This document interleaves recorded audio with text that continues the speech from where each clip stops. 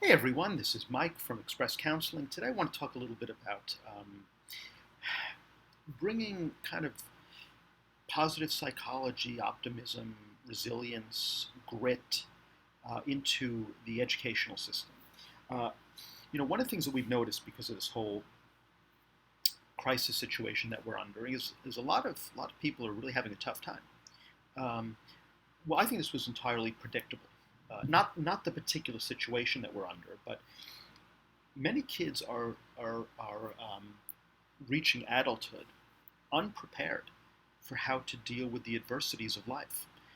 Um, Drug use is still pretty high in epidemic. Some of the studies show that it's actually gone down a little bit. I don't know if that's true or not true. But even if it has gone down, if it's gone down from something that's been so high, then going down, I don't know how much progress that it's progress, but it's still way too high to begin with. Suicide, cutting, self harm, anorexia, um, anxiety, depression, stress, loneliness, not making friends, not having relationships. These are things that schools are perfectly positioned to address. Now, I know people saying, well, it's school. Reading, writing, arithmetic. What are we going to turn into a mental health clinic? Well, first of all, there's nurses in there, right? We have school nurses, always have. Some places have a daycare for kids. There's We provide lunch and breakfast, so it's like a cafeteria, right? Um, there's some vision screening. Sometimes schools provide vision, so we're already providing those services. So I get that people are a little concerned. You know, maybe if we focus more on education, kids would be more educated when they came out and more prepared for college. The more we kind of diffuse it, what are we doing here, right? I sympathize with that. But think about this. If a student actually felt confident about themselves, had self esteem, had resilience, had a sense of optimism, that alone, I think, could result in higher academic scores. A lot of it's not the teacher. You could have the best teacher in the world. If a student feels stupid, if a student doesn't have high self esteem, if they come to school every day and feel like a loser, they're sitting at the lunch table by themselves alone because they don't know how to make friends. All of that, all of that is going to have an impact on their academics. I think if students actually were taught to have a greater sense of self acceptance, self respect, the academics would take care of themselves. So I think, ironically, dealing with the mental health would absolutely help with the academics. But I understand the skepticism and I understand the concern because it does seem like over the last 30 or 40 years the United States has dropped, you know, on I think we were once the top in the world or the second top in the world, and now I think we've dropped to like 20th place or something like that. So I get that, but I really think that having programs involved in which we teach students resilience and optimism, and there's a couple of ways to do this. First, a lot of schools do what I call the kind of slap on, which is if a student has an IEP, if there's special education or there's some other issue, they see the counselor, right? See a guidance counselor, see a school social worker. Okay, but that's usually once a week, and it's usually in a group. Now, again, to be fair, school counseling and school social work is designed to address issues around school. It's not to replace clinical counseling. But very often, it does. Very often, for whatever reason, people can't afford it, parents don't care, there's the stigma. People don't want their child seeing individual private mental health. I think big mistake, by the way, big mistake. But sometimes the school is all there is. Um, but usually that counseling is designed to be school focused and it is limited. It's in a group once a week. Usually it's limited to a class period, so they're not missing too many classes. So if a class period is 40 minutes, it's 40 minutes. If it's 45, it's 45 minutes. And usually it's not 45 because by the time they leave the class and they walk to the office and they got to walk back, maybe it's 40 or 38 minutes. And this is a group, not individual. Then some students have what they call character education. Sometimes they call it an advisory class. Now, this class might meet once a week also, or it might meet twice a week, but usually it doesn't meet every day. An advisory is usually a hodgepodge of preparing for college if it's high school, how to, post high school, how to write a resume, how to write a cover letter, um, you know, things like that.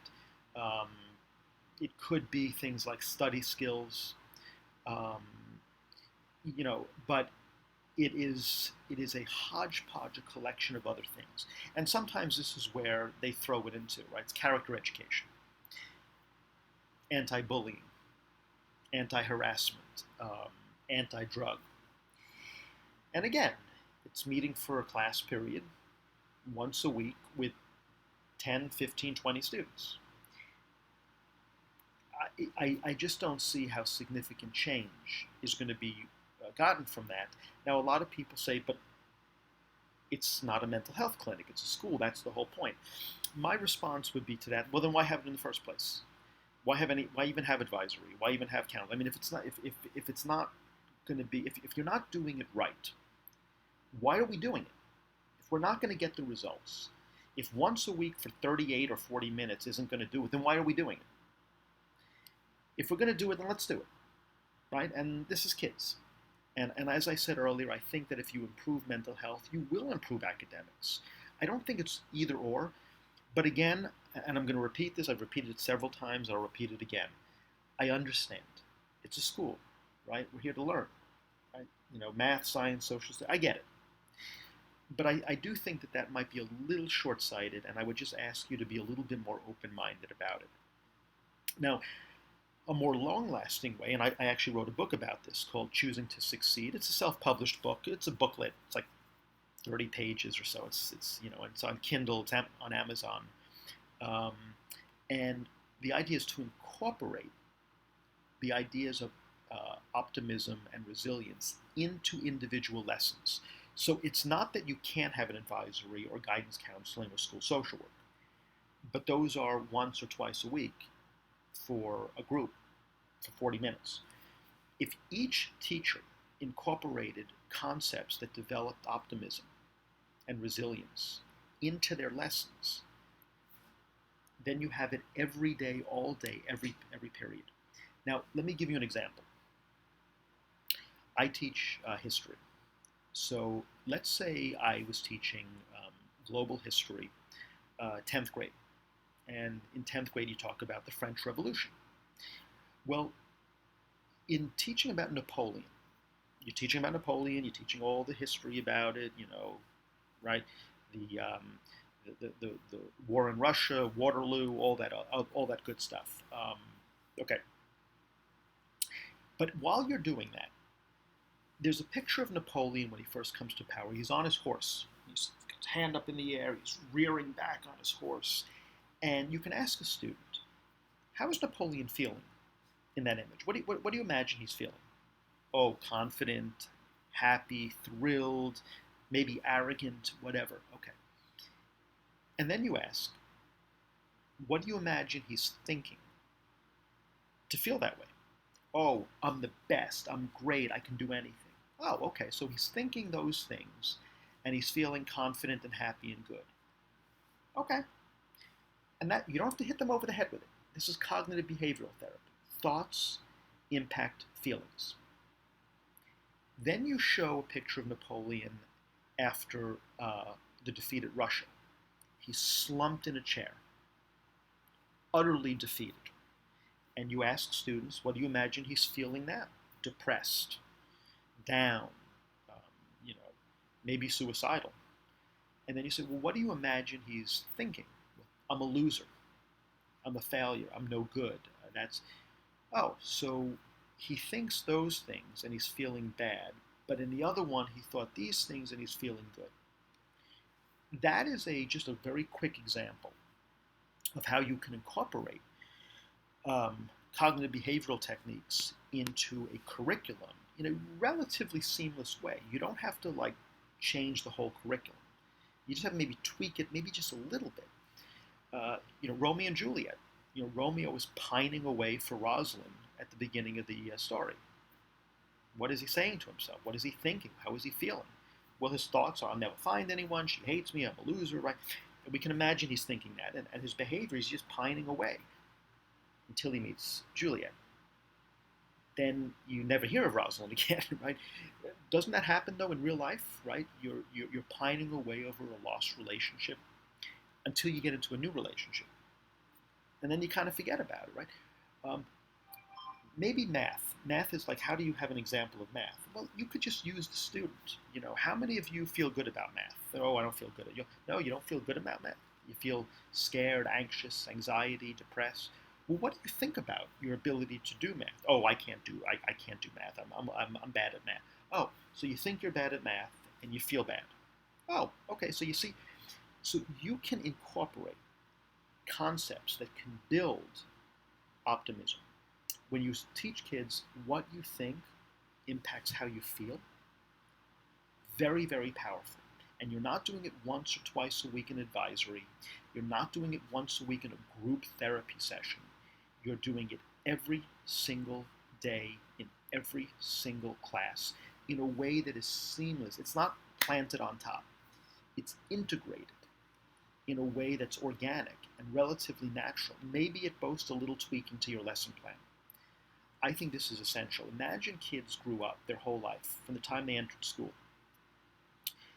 being taught concepts without even being aware of it. It's just kind of integrated into the lesson that develops grit, resilience, optimism, self-acceptance, self-esteem, self-respect. Imagine a child as they got older, and when the adversities of life confront them, how much better they are able to handle it. All the pain and suffering that they can avoid. We're not going to avoid the pain of life. Life includes pain. But if we're better able to deal with it and handle it, how much better for us? How much better for our children? So I would hope that if you're an educator, or you know an educator, or you're a parent and you're involved in the PTA or something like this, you might want to bring this idea up. Again, my book, I don't want to be a shill here for my book and kind of be mercenary. It's like $1.99 or $2.99. It's on Kindle. It's Choosing to Succeed, and my name, Michael Zone, on it. So you can check it out. Anyway, if you find this interesting, let me know. I'd love to hear your comments, hear what you have to say, and I hope you're all staying safe. And I'll see you next time. Thanks.